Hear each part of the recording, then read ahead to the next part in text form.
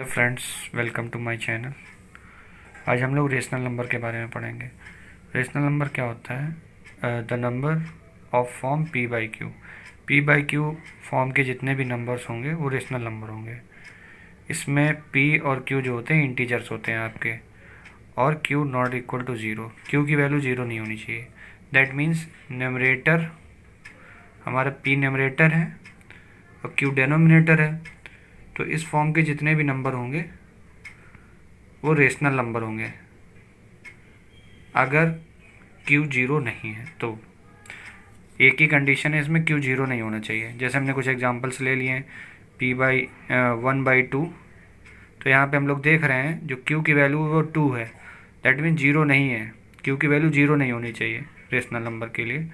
2/4 यहाँ पे P by Q form है और क्यू जीरो नहीं है, इसलिए ये भी रेशनल नंबर है। 3/8 this is also rational number. अब क्वेश्चन आता है कि जीरो रेशनल नंबर है या नहीं। जीरो भी एक रेशनल नंबर है, उसका हम रीजन बताएंगे नीचे। इस zero is a rational number? Yes, because zero को हम लोग 0/1 की फॉर्म में लिख सकते हैं।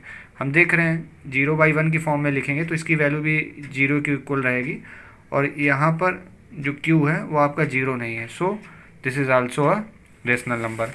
अब हम लोग बात करेंगे नेचुरल नंबर क्या होते हैं। नेचुरल नंबर हमारे जो भी काउंटिंग नंबर्स होते हैं उनको नेचुरल नंबर्स कहते हैं, जैसे 1 2 3 4 डॉट डॉट डॉट। तो बिगेस्ट नेचुरल नंबर हम लोग नहीं बता सकते हैं कौन सा होगा, क्योंकि 1 ऐड करने पर उससे बड़ा नंबर आ जाएगा। होल नंबर्स, होल नंबर क्या होते हैं? होल नंबर को ये भी एक नेचुरल नंबर की तरह ही होते हैं, लेकिन इसमें जीरो को और इंक्लूड कर लिया जाता है। ठीक है, तो जीरो यहाँ पर इंक्लूड हो जाता है। उसके बाद बात करेंगे हम लोग डेसिमल फॉर्म में रेशनल नंबर को अगर कन्वर्ट करना है। तो डेसिमल फॉर्म का मतलब होता है कोई भी अगर रेशनल नंबर दिया है तो उसको जब हम डिवाइड करेंगे तो ये जो नंबर आता है यही डेसिमल फॉर्म हो जाती है उस नंबर की। तो 5/2 कैन बी रिटन एज 2.5। इसी तरह से एक और ले लिया एग्जाम्पल 3/4, इसको हम लोग 0.75 के जब डिवाइड करेंगे तो 0.75 आ जाएगा। यही इसका डेसिमल फॉर्म है 3/4 का। अब हम लोग चेक करते हैं कि कोई भी रेशनल नंबर, कोई भी नंबर दिया है जो रेशनल नंबर है तो वो टर्मिनेटिंग होगा या नॉन टर्मिनेटिंग होगा। तो इसको चेक करने के लिए हम लोग एक चीज़ याद रखेंगे कि जो हमारा डेनोमिनेटर है, जो डेनोमिनेटर है, डेनोमिनेटर जो है वो हमारा 2 की पावर m इंटू 5 की पावर n इस फॉर्म का होना चाहिए। दैट मीन्स डेनोमिनेटर में या तो हमारा प्राइम फैक्टराइजेशन 2 हो या 5 हो, तो वो नंबर हमारा टर्मिनेटिंग हो जाएगा। इसको हम एक एग्जांपल से समझते हैं। जैसे 3/125 है, न्यूमरेटर से कोई फ़र्क नहीं पड़ता है, कोई भी न्यूमरेटर उससे कोई दिक्कत नहीं है। डेनोमिनेटर देखते हैं। 125 can be written as 5 into 5 into 5। तो हमने क्या देखा, यहाँ पर डेनोमिनेटर में सारे 5 के ही मल्टीपल हैं, सारे प्राइम फैक्टराइजेशन 5 इंटू 5 इंटू 5 है, तो ये हमारा टर्मिनेटिंग हो जाएगा। ये हमने जो फॉर्म बताई थी आपको डेनोमिनेटर की, इसमें 2 की पावर m इंटू 5 की पावर n होना चाहिए। आप लोग कहेंगे कि यहाँ पे सर 2 की पावर में कोई नंबर नहीं है, तो अभी इसको क्लियर कर देते हैं। ये जो फॉर्म है ये 3 तरह से हो सकती है। या तो सिर्फ आपकी 2 की पावर में हो, दैट मीन्स 2 के मल्टीपल हो, ठीक है। नंबर 2, या तो 5 के मल्टीपल हो, केवल 5 ही हो डेनोमिनेटर में, या 2 हो, 5 हो, 2 हो, मतलब 2 और 5 के अलावा कोई तीसरा नहीं होना चाहिए। तो ये 3 फॉर्म इससे बन जाती हैं। ये जो फॉर्म दी है तो इसको 3 तरह से, ये जहाँ डेनोमिनेटर में ये आ जाएंगे तीनों फॉर्म, तो वो हमारे हो जाएंगे टर्मिनेटिंग। तो वो टर्मिनेटिंग हो जाएंगे हमारे। तो अब इसमें हम लोग चेक कर लेते हैं। तो पहला वाला एग्जांपल हमारा टर्मिनेटिंग हो गया है, टर्मिनेटिंग रेशनल नंबर 7/16। इसमें हम लोग देखते हैं न्यूमरेटर से हमें कोई फ़र्क नहीं पड़ता है, डेनोमिनेटर चेक करते हैं। 16 can be written as 2 into 2 into 2 into 2 into 2, 2 2 जा 4, 4 2 जा 8, 8 2 जा 16। तो हमने क्या देखा, इसमें सारे 2 ही हैं हमारे प्राइम फैक्टराइजेशन में, तो ये भी हमारा टर्मिनेटिंग हो जाएगा 7/16। अब थर्ड एग्जांपल देखते हैं 5/18। 5/18 तो जब हमने इसको किया, इसका फैक्टराइजेशन किया, प्राइम फैक्टराइजेशन, तो हमने देखा 2 इंटू 3 इंटू 3 आया हमारा। दैट मीन्स 2 के अलावा भी कोई नंबर आ गया, 3 आ गया तो ये नहीं होगा, ये नॉन टर्मिनेटिंग हो जाएगा हमारा। 3/26 को चेक कर लेते हैं अब। 26, 13 2 26 होता है, तो 2 इंटू 13, तो 2 और 5 के अलावा ये 13 आ गया, तो ये भी नॉन टर्मिनेटिंग हो गया, नॉन टर्मिनेटिंग हो जाएगा ये हमारा। 7/81, तो इसको चेक कर लेते हैं। 7/81 है, 81 को जब हम इसको फैक्टराइजेशन करेंगे, इसका और प्राइम फैक्टराइजेशन करेंगे, तो 3 इंटू 3 इंटू 3 आ जाएगा। 3 3 9, 9 3 27, 27 3 81। तो हम देख रहे हैं यहाँ पे हमारा ना 2 है ना 5 है डेनोमिनेटर में, दैट मीन्स ये भी हमारा टर्मिनेटिंग नहीं होगा, ये नॉन टर्मिनेटिंग होंगे। जितने भी टर्मिनेटिंग नहीं है उनको नॉन टर्मिनेटिंग बोलेंगे, ठीक है। तो इस तरह से हम लोग चेक कर लेते हैं विदाउट एक्चुअल कैलकुलेशन, बिना हम कैलकुलेशन किए ही बता देते हैं कि टर्मिनेटिंग है या नहीं है। टर्मिनेटिंग वर्ड्स को थोड़ा सा समझ लेते हैं कि टर्मिनेटिंग का मतलब क्या होता है। टर्मिनेटिंग मीन्स होता है, एक एग्जांपल से समझ लेते हैं इसको। जैसे 5 में 2 से डिवाइड करना है हमें, तो हमने 2 से डिवाइड दिया है 5 में, 2 2 जा 4, 1 आया, यहाँ पे पॉइंट लगाया तो ये 0 बढ़ गया, यहाँ पे 10 हो गया। अब 2 से हमने फिर डिवाइड दे दिया 2.5, 10, तो यहाँ पे 10, ये 0 आ गया, माइनस करने पर यहाँ पे रिमाइंडर 0 आ गया। तो हमने देखा कि ये पूरा पूरा डिवाइड हो गया है। जब पूरा पूरा डिवाइड हो जाता है इसका मतलब है ये टर्मिनेट हो गया, this is known as terminating. और जो पूरा पूरा डिवाइड नहीं होगा, उसमें डिवीजन चलता रहेगा हमारा, तो वो नॉन टर्मिनेटिंग हो जाएगा। इसको एक एग्जांपल से समझ लेते हैं नॉन टर्मिनेटिंग क्या होता है। Non terminating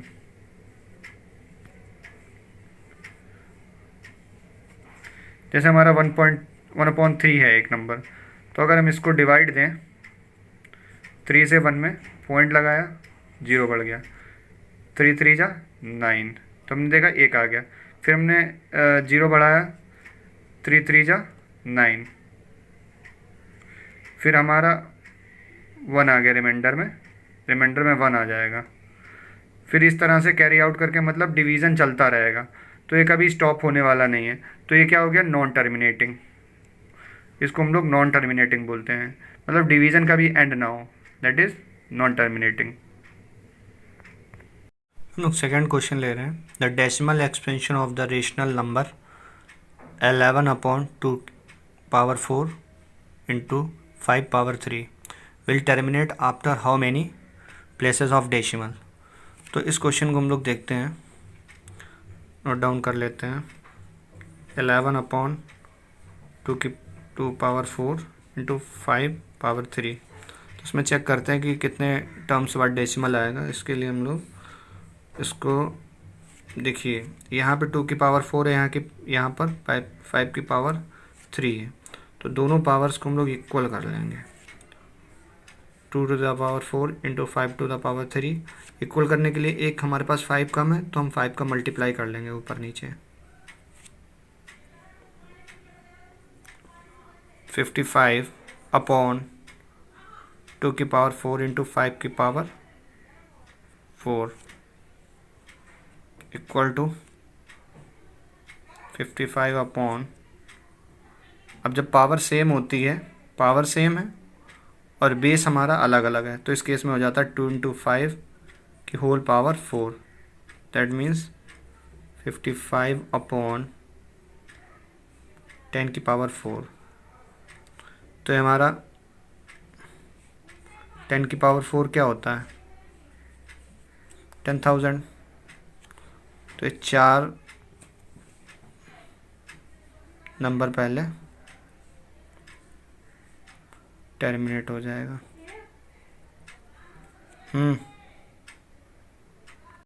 so it will terminate after 4 places of decimal. अब हम नेक्स्ट क्वेश्चन लेते हैं, question number 3। 0.5 bar as a fraction in simplest form. मतलब 0.5 बार को हमें सिंपलेस्ट फॉर्म में एक्सप्रेस करना है। इसका मतलब है हमें p/q फॉर्म में एक्सप्रेस करना है। तो हमने लेट x इक्वल टू 0.5 बार लिया है। बार का मीन्स होता है कि जिस नंबर पे बार लगा है वो नंबर रिपीट हो रहा है बार बार। तो हमने x इक्वल्स टू 0.5 बार ले लिया है, लेट कर लिया है। x इक्वल्स टू 0.5555 रिपीट हो जाएगा। बार का मतलब होता है रिपीटेशन। इक्वेशन 1 डाल दिया, मल्टीप्लाई बाई 10 बोथ साइड 10 से मल्टीप्लाई कर दिया। अब तो 10x हो गया, यहाँ हो गया 5.55, इसको सेकंड इक्वेशन डाल दिया।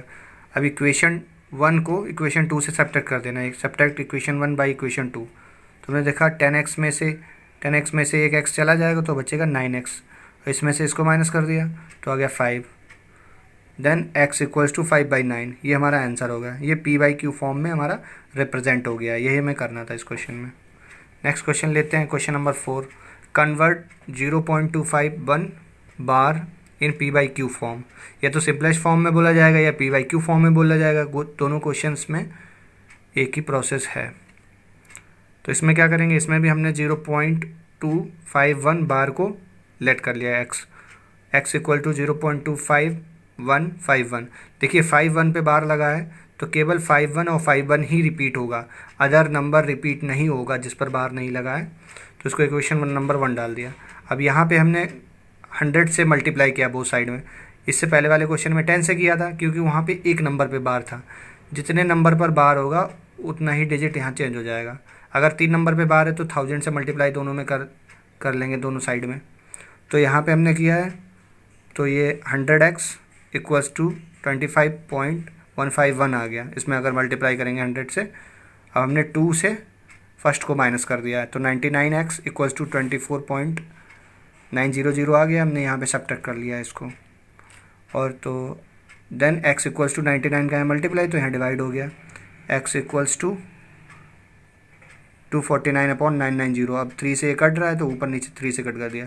क्योंकि सिंपलेस्ट फॉर्म में मांगा जाएगा तो जहाँ तक कटेगा वहाँ तक इसको कैंसिल आउट भी कर लेंगे। तो 3 से कट गया है 83/330। इसको चेक करने का सबसे अच्छा तरीका है कि आंसर हमारा गलत है कि नहीं। इसको अगर आप डिवाइड करेंगे तो यही नंबर आपका रिपीटेशन में आएगा, फिर ये वाला number. Thanks for watching my channel.